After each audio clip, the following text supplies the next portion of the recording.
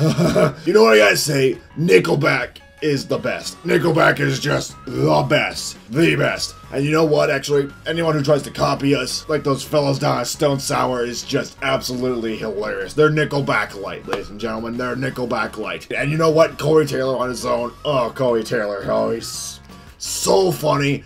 How he thinks he has musical talent. I mean, how much talent can you actually have if you wear a mask? I mean, look at Slipknot. Slipknot is literally just jumping around over and over again. Come on, Corey Taylor. You can't beat Nickelback. Nothing is better than Nickelback. We've got hits after hits after hits. There's no way you can top us. Even with the new Stone Sour album coming out, there's no way you can top us. Oh, shit. Oh, shit. Welcome to the Metal Robot Reviews channel. I'm your host, Tom McKay. We've all had bands from our past. Bands that have been a staple of our childhood and our youth. But as we've gotten older, we've started to maybe realize that maybe these guys are not the best bands. This is Nickelback, isn't it? Fuck! Damn it! Why? Why do you want me to review Nickelback so much? No, you... Wait, what's that? They didn't suggest this? No one suggested this. You told me I chose this album on my own? How drunk was I?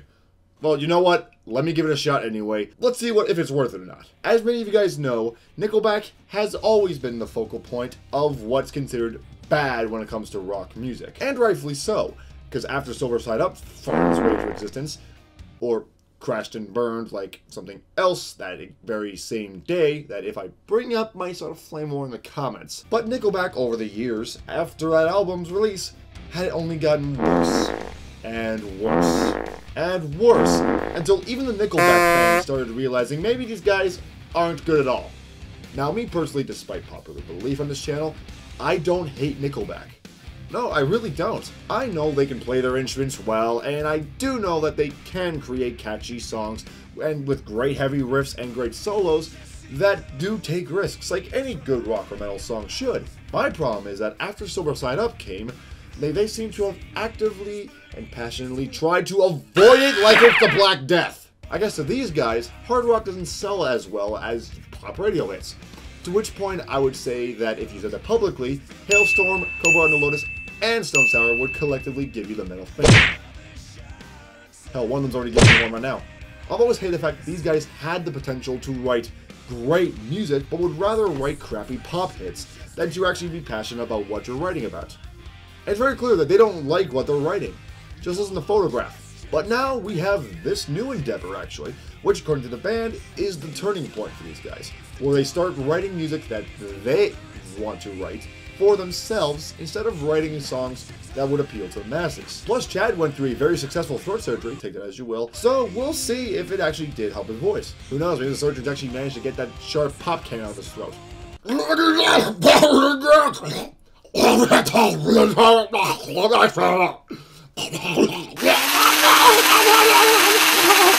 know, I actually can't believe this is actually down my throat. Oh god, thank fucking Christ it's gone. Oh. So that's it, this new album is out. But don't think I'm actually going to be letting my guard down on this one. Because I know Nickelback would love to say that they're trying new things and then just give us the same crap over and over again. Son of a bitch, it's actually good! It's actually good! What the fuck? Who knew that could actually happen? I wanted to riff so hard on this thing. Oh. Now hold your horses here, people. Let me go into detail about this album before you spend $10 on this thing, because what I say here may make or break the album for you. First, let's start with what's pretty kick-ass so far. The first thing you'll notice once that title track comes on is that this album is heavy. I mean, not Slayer heavy or even Avenged Sevenfold's The Stage heavy, but when it comes to Nickelback, it might as well be a death metal album. It's that heavy. Feed the Machine, Corn for the Ferryman, and For the River are bombastic with their heavy riff crafting. Mike Kroger and Daniel Ader are giving us a pretty loud, aggressive rhythm section for the majority of this album. And as I mentioned, the riffs and solos on this album are truly solid. I'm not sure which one of these two mop heads are actually doing the solos, but whichever one is deserves a point. On top of that, the lyrics have actually gotten better. Not entirely. Stay tuned for the rest of the video to figure out why. You see, Nickelback has always been one of those bands that likes to write songs about pleasing a girl that they like, or partying, or going to bars, or just being all around creepy. I mean, yeah, Hailstorm liked to write songs about partying, going to bars, and guys that Lizzie liked, but when they did it, she came off as a mother-humping badass, while Chad is just ew. But on this album, while some of those lyrical themes hadn't left, they decided to bring on some new ones. Like, for example, politics. Bullshit, get used to that, folks. We'll be hearing a lot of that for the next 4 years. But seriously, what's great about when these guys talk about politics is that they're not necessarily pointing to any political leader saying they're bad, or even flat out saying that Trump and or Trudeau is an idiot. But they're more along the lines of pissed at the authorities. I mean, I know that's more punk, but the fact that Nickel Derp is trying something new is pretty great on its own. So it sounds like I'm pretty all about this album. That's great. So it's time to click that purchase button and hold on. I didn't say I was done, because there is a but. There's always a but. If you've watched any of my reviews, even the ones where I say that the album is frontrunner for album of the year, there is always a but. Not always a big but still a but. Gee, without showing the script on screen, this sounds extremely perverted, huh? Yeah, it's, well, you know what? For Nickelback, it's fitting. So okay. What went wrong?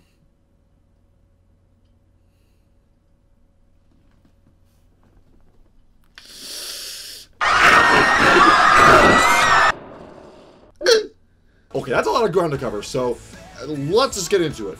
First off, Song on Fire. Once again, even though these guys claim to be writing songs for themselves now, and not for a mainstream audience, have written a poppy love song that's about as sappy as Canadian maple syrup. I'll admit the lyrics have gotten better since the previous albums, but this is still the same shit that we played over the trailer or end credits to a shitty romance movie. Home is just as bad. Betrayal Act 3 and 1... Okay, I have some issues here. First off, I'm saying Act 3 before Act 1. Did you guys forget how to numbers for a couple seconds there? Act 1 sounds like it would be more of a closer, so it feels like it should actually be Act 3. Act 3 feels like it's probably going to be Act 1 or 2. Oh, and here's the big kicker. There's no Act 2! Yeah, I don't think you've noticed yet. Act 3 and Act 1 are not in proper order. Either that or the numbers are fucked up. But at the same time, even if they were good, there's no Act 2 to put in the middle of these two. Seriously, did Nickelback forget all the shit that we learned in grade 6 English? The burger chart! The fucking burger chart! Beginning, middle, end! It's not that hard to remember! How can you possibly forget about something that's so goddamn easy to remember? Now, if it was a 16-act story, I would understand the confusion a little more. But it's 3! 3! You can count the amount of acts on one fucking hand. It's not that hard, people. 1, 2, 3, beginning, middle, end. Figure it out! Also, Chad's vocals. Yeah, despite going through surgery for his throat, he still sounds like there's something still sharp lodged in his vocal cords. It's not as stretching and it's more tolerable on the heavier tracks, but on the Cry Your Mom to Sleep songs, yeah, you bet your ass you're gonna notice it. Wait, what? Are you sure? I can set the song on fire. Oh, and I think everyone's noticed by now the one obvious track that I've cleverly skipped over and saved for the last. That would be Must Be Nice.